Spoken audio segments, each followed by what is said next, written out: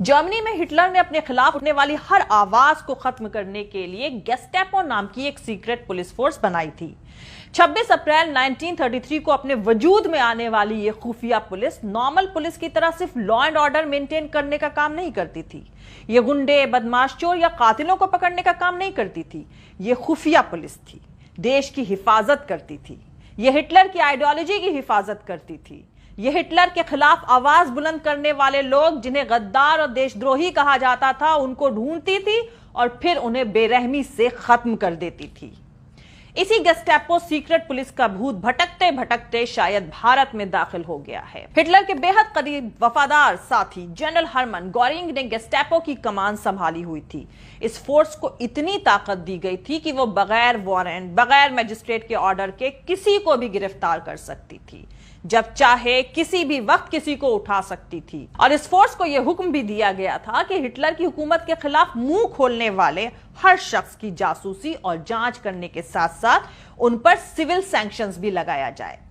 इस फोर्स के हाथों गिरफ्तार होने पर कोई भी इसके खिलाफ किसी अदालत में अपील नहीं कर सकता था। गेस्टापो ने हजारों की तादाद में लेफ्टिस्ट, इंटेलेक्चुअल्स, ट्रेड यूनियनवादी, पादरी और यहूदियों को गिरफ्तार करके गायब कर दिया और हजारों को आइसोलेशन में डाल दिया।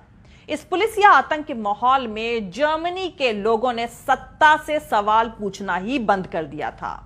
उनके चारों तरफ उस दौरान में जो कुछ भी लीगल, अनकॉन्स्टिट्यूशनल घट रहा था, उस तरफ से उन्होंने अपनी आंखें बंद कर ली थी। गेस्टापो का इतना खौफ था कि जर्मनी की आवाम ने हिटलर के खिलाफ बोलने, सुनने और देखने की ताकत खो दी थी। इस पुलिस ने यहूदियों को चुन चुन कर मारा और हिटलर के सियासी ओपोनेंट को बिना बात के सीधे गोली मारती थी। तो चलिए अब जर्मनी से भारत की तरफ लौटते हैं और ढूंढते हैं हिटलर की पुलिस गेस्टापो के भूत को, जो भारत में दाखिल हो चुका है। फिलहाल गेस्टापो के भूत ने अपना ठिकाना उत्तर प्रदेश में बनाया है। मतलब आप कह सकते हैं कि इसकी टेस्टिंग लेबोरेटरी योगी का उत्तर प्रदेश है।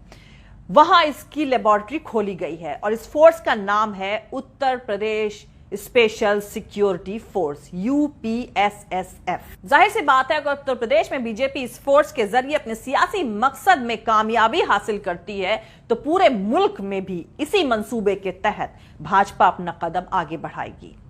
फिलहाल उत्तर प्रदेश में मुसलमानों, दलितों के साथ साथ ब्राह्मणों को भी ठोकने का खतरनाक खेल चल रहा है। और जब योगी जी का ड्रीम प्रोजेक्ट UPSSF अपने वजूद में आएगी, तो बिना सवाल जवाब किए, बिना वारंट के किसी को भी उठाएगी और योगी जी की ठोकने वाली पॉलिसी अपनाते हुए जुल्म और सितम की खौफनाक कहानी की शुरुआत होगी। योगी आदित्यनाथ सरकार ने Uttar Pradesh special security force act 2020 को लागू कर दिया है। इसके तहत Uttar Pradesh special security force UPSSF को बिल्ड किया गया है, उसको बनाया गया है।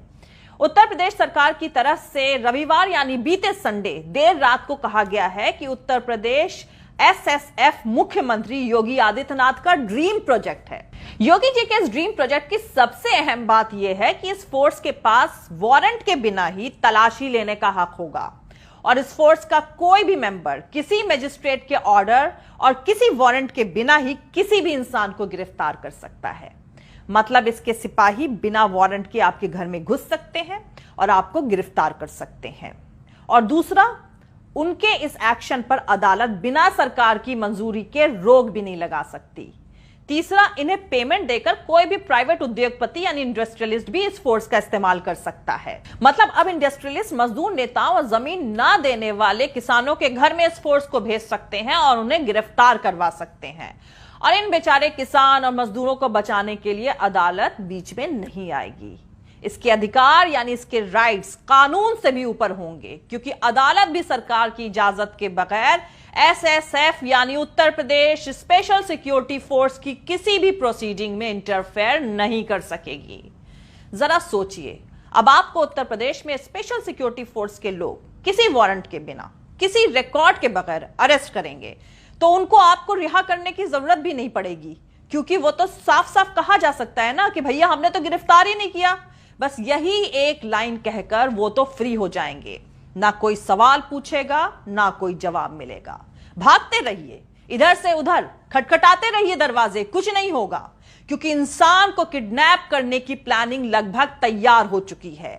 आपके तमाम कोशिशों के बाद सिर्फ इतना होगा कि लोकल थाने में गुमशुदगी की रिपोर्ट दर्ज कर ली जाएगी। जाहिर सी बात है, हुकूमत के इशारे पर गलती से भी पकड़ लिए गए लोगों को जिंदा रिहा करने की कोई कंपल्शन, कोई प्रेशर नहीं होगा। और शुरू में इस तरीके से गिरफ्तार किए गए लोगों में सबसे ज्यादा मुसलमान और दलित होंगे।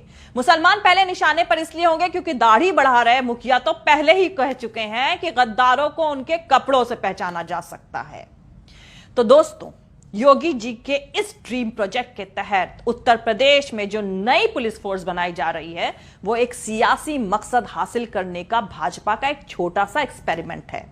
अगर भाजपा इसमें कामयाब होती है तो देश में आने वाले वक्त में बहुत कुछ बदलने वाला है।